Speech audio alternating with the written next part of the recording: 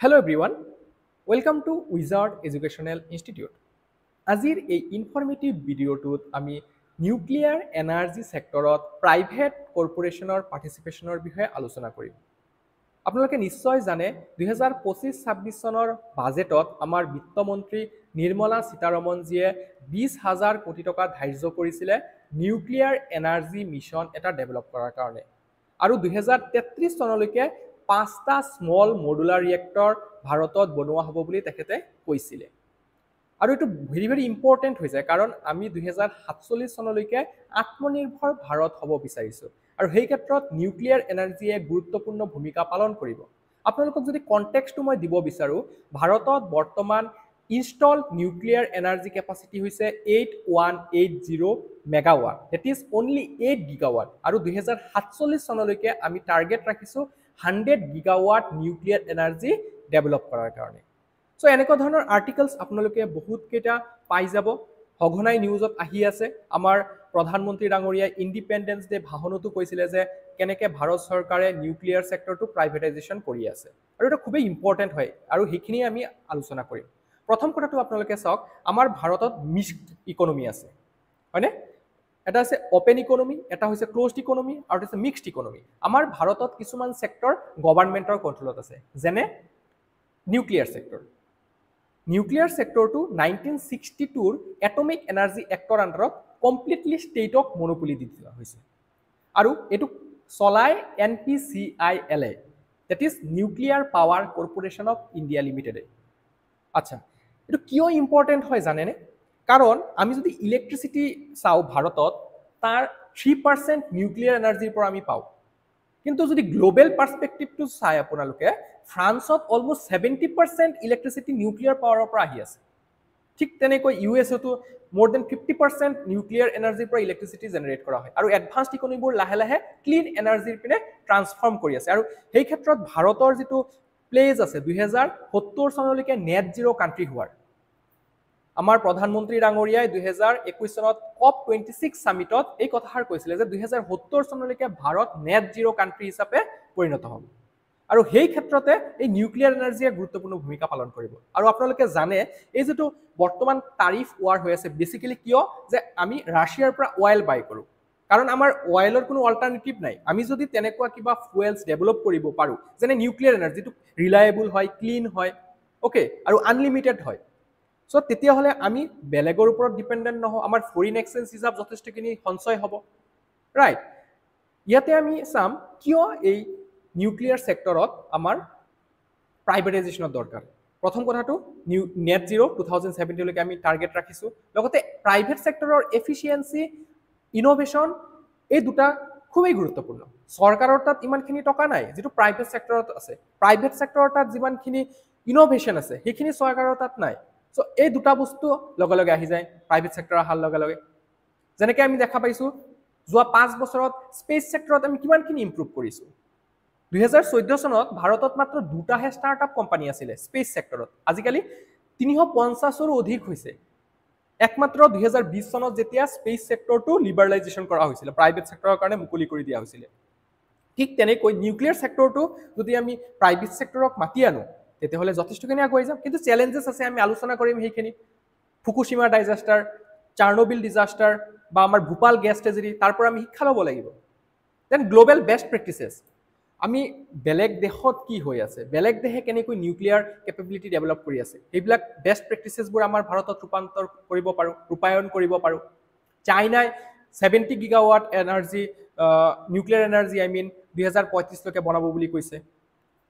আৰু আপোনালোকে জানে ভাৰত এতিয়া most populous country in the world. Energy লাগিবই, energy and development go hand in hand. Energy নহ'লে ডেভেলপমেণ্ট নহয়, গ্ৰ'থ নহয়, GDP নাবাঢ়ে। চ' এনাৰ্জিৰ কাৰণে আমি অল্টাৰনেটিভ ফুৱেল বিচাৰিব লাগিব, কাৰণ আমি অলৰেডি কৈছোঁ যে আমি 45% কাৰ্বন ইণ্টেনচিটি কমাই দিম 2030লৈকে, 50% আমি এনাৰ্জি নন ফচিল ফুৱেলৰ পৰা ডেভেলপ কৰিম বাই 2030, 2070লৈকে নেট জিৰ' হ'ম, এটচেট্ৰা। চ' এইবিলাক পৰিপ্ৰেক্ষিততে নিউক্লিয়াৰ এনাৰ্জিয়ে গুৰুত্বপূৰ্ণ ভূমিকা পালন কৰিব। মই অলপ আগতে কৈ আছিলোঁ যে চেলেঞ্জেছ আছে, ফুকুশ্বিমা ডিজাষ্টাৰ, চাৰ্নোবিল ডিজাষ্টাৰ, আমাৰ ভূপাল গেছ ট্ৰেজেডি, এইবিলাকৰ পৰা আমি শিক্ষা ল'ব লাগিব। চেলেঞ্জেছ কি হয় যদি প্ৰাইভেট ছেক্টৰক আমি আনিব বিচাৰোঁ? প্ৰথম কথাটো 2টা এক্ট, এক দুটা খুবেই মনত ৰখা দৰকাৰ এটা হৈছে এটমিক এনাৰ্জি এক্ট 1962 যাৰ আন্ডাৰত NPCIL-ক এই গোটেইখিনি দায়িত্ব দি দিয়া হৈছে যে you can overlook anything regarding nuclear sector private sector এটা 0.1%ও একো কৰিব নোৱাৰে তো তাত চেঞ্জ আনিব লাগিব then safety and liability concerns that is civil liability for nuclear damage act 2010 ইয়াৰ আন্ডাৰত কি হয় আপোনালোকে দুটা কনসেপ্ট মনত ৰাখিব লাগিব এটা হৈছে অপাৰেটৰ আৰু এটা হৈছে সাপ্লায়াৰ যোনে চলাই যেনেকৈ আমাৰ ভাৰতত NPCIL আছে আজিকালি আশ্বিনী নামৰ জেভি এটাও বনোৱা হৈছে দ্যাট ইজ জয়েন্ট ভেঞ্চাৰ ঠিক তেনেকৈ NTPCও আজিকালি নিউক্লিয়াৰ সেক্টৰত নামিছে কিন্তু সাপ্লায়াৰ যেনেকা আছে বিহেকে আমেৰিকান বা ফ্ৰেন্সৰ ৱেষ্টিং হাউচ আছে ওকে হিটাচি আছে সো এইবিলাকে যেতিয়া ইকুইপমেন্টবোৰ সাপ্লাই কৰে যদি কিবা কাৰণবশত নিউক্লিয়াৰ ফেটালিটি হয় এক্সিডেন্ট হয় তেতিয়া 2 to 90% সাপ্লায়াৰ তাত দি দিয়া হয় অপাৰেটৰক 15,000 crore rupees লৈকে এটা লাইবিলিটি পে কৰিব লাগে কিন্তু ম্যাক্সিমাম ব্লেমটো যায় সাপ্লায়াৰ তাত সো সেই কাৰণে প্ৰাইভেট সাপ্লায়াৰবোৰে ভাৰতক এই ইকুইপমেন্টবোৰ দিব নিবিচাৰে অলসো আমাৰ ভাৰতে যদি সৰকাৰে যদি ডেভেলপ কৰিব বিচাৰে তাত বহুতখিনি কষ্ট আহি যায় আৰু ডিলেও হয় কিন্তু যদি প্ৰাইভেট সেক্টৰক আমি মাতি আনো তাত আমি এফিচিয়েন্সি পাওঁ তাত আমি টাইম যেটো আমাৰ বেছি লাগে হেতু আমি কষ্ট এফেক্টিভ মেনাৰত কৰিব পাৰো আৰু ন্যাশনাল সিকিউৰিটি আৰু সিক্ৰেটছিৰ পাৰ্সপেক্টিভৰ পৰাও আমি এই এককেইটা যেতিয়া চেঞ্জ কৰিম তাত চ্যালেঞ্জেস দেখা পাম এনেকুৱা ধৰণৰ আমি আৰ্টিকেলছ এটা পাইছো য'ত দেখিছো যে ভাৰতে কেনেকৈ প্ৰাইভেট সেক্টৰ আৰু FDI আনিব বিচাৰিছে নিউক্লিয়াৰ সেক্টৰত 0% বৰ্তমান FDI এলাউ হয় সো লাহে লাহে ফেজড মেনাৰত ভাৰতে ভাবিছে 49% লৈকে এটো ইনক্ৰিজ কৰিব 26% লৈকে প্ৰথম অৱস্থাত কৰিব দেন 49% লৈকে private sector entry will require Indian majority ownership as outlined in the proposed regulatory framework. Legislative amendments to the Atomic Energy Act and Civil Liability for Nuclear Damage Act are being planned to enable private participation. Then the government aims to scale up nuclear power capacity from 8 gigawatt to 40 gigawatt by 2035 and 100 gigawatt by 2047.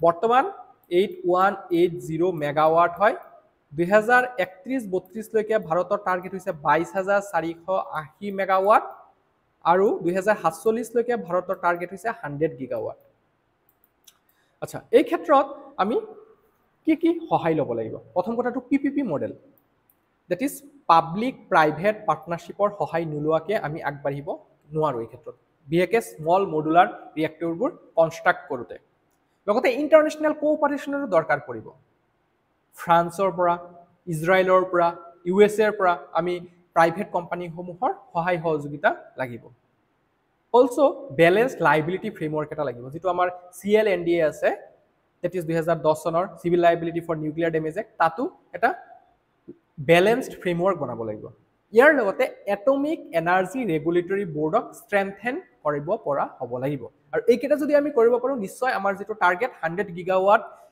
Nuclear power capacity বাই 2047 তাত আমি সক্ষম হম আৰু লগতে বিকশিত ভাৰত এখনো গঢ়ি তুলিব পাৰিম আজি ভিডিওটো ইয়াতে সামৰিছো আপোনালোকে ভিডিওটো কেনে পালে কমেন্ট সেকশনত অনুগ্ৰহ কৰি জনাব